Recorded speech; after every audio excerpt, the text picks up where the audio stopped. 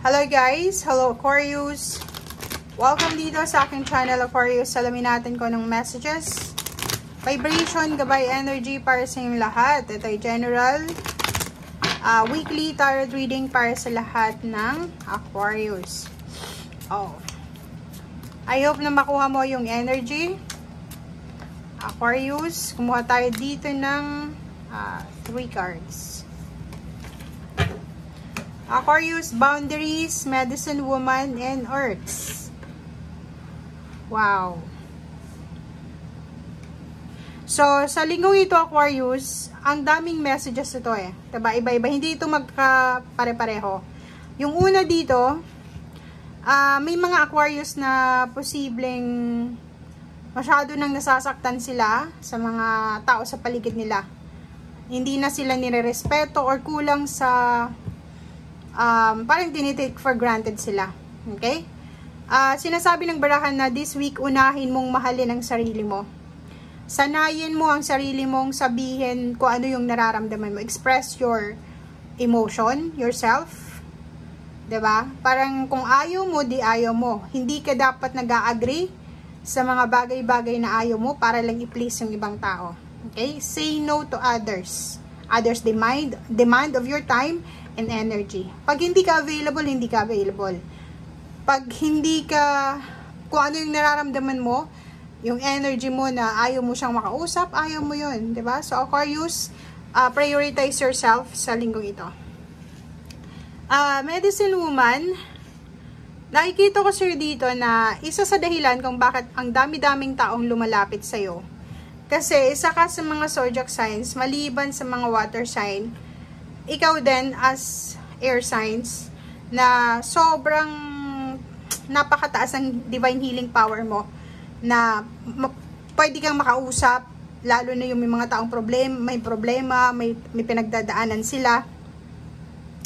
Once na nakausap ka nila, medyo nagkakaroon sila ng konting pag-asa or medyo nababawasan yung mga pain and heartaches na nararamdaman nila. So, parang ganon. Okay.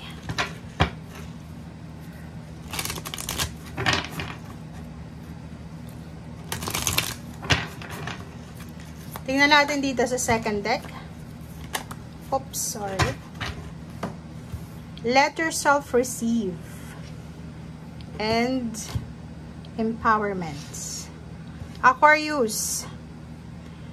Sa linggong ito, sinasabi na if ever may kailangan kang tulong, if ever nahihirapan ka na, gusto mo ng tulong, tanggapin mo yung mga tulong na gustong ino-offer sa'yo ng mga tao sa paligid mo. If gusto mo naman ng tulong pero walang nag-o-offer sa'yo, ikaw mismo yung humingi ng tulong sa kanila. If ikaw naman yung may kakayahan na tumulong ka sa linggong ito. Huwag kang magigilty, huwag kang apologetic sa kung ano man ito. Kasi minsan, as air signs na Aquarius, ganun talaga kayo eh. Mas gusto nyo kayo yung nagbibigay kaysa kayo yung pinagbibigyan. Pero sa panahon ngayon, sinasabi ng barahan na hindi magiging balanse yung vibration mo, yung yin and yang, kung palagi ka na lang nagbibigay, tapos pag may gustong magbigay sa'yo, hindi mo tinatanggap. Kasi imbalance yun eh. Dapat pag nagbigay ka, matuto ka rin na tumanggap ng tulong. Pag ikaw ay tumulong, or kung ikaw ay nakareceive, matuto ka rin na mag-give back. Okay? So, yun yung sinasabi ng barahan. Last card natin sa first deck is empowerment. Dito sinasabi na may iba sa inyo dito na parang ang tawag dito, yung nagigilty kayo sa success na mayroon kayo. Sa magkakapatid, mayroon sa inyo na siguro hindi siya masyadong pinalad financially or emotionally. Hindi ikaw siguro may trabaho ka. Minsan, parang nagigilty ka kasi feeling mo, ikaw pinagpala, siya hindi. Dito sa barahan to, sinasabi ng barahan na lahat tayo may empowerment eh. Alam mo ba na yung blessings mo ay para sa'yo yan? Or yung talent mo para sa'yo yan? Hindi yan sinishare. What I mean is, wag kang mag-guilty. Kasi yung taong yun na gusto mong bigyan ng talent mo, may kanya-kanya rin yung talent eh. Yung talentan hindi mo rin kaya. 'Diba? So, sinasabi ng brasser dito na tanggapin natin ang buong buo. Kung ano itong mga biyaya, kung ano itong mga blessings na binigay sa atin ng Panginoon. Kasi tayo lang yung tawag dito, tanggapin natin kasi yun yung para sa atin eh. Okay? Tulad ng blessings, tulad ng mga negativity, tanggapin natin kung ano yung dumating sa atin. Okay guys, so dito sa baraha mo na to, Aquarius, yun na nga eh. Ang nakikita natin dito, may mga Aquarius na masyado silang nagigilty sa blessings na natatanggap nila. Masyado silang, parang feeling nila, hindi nila deserve yung blessings. Parang ganon.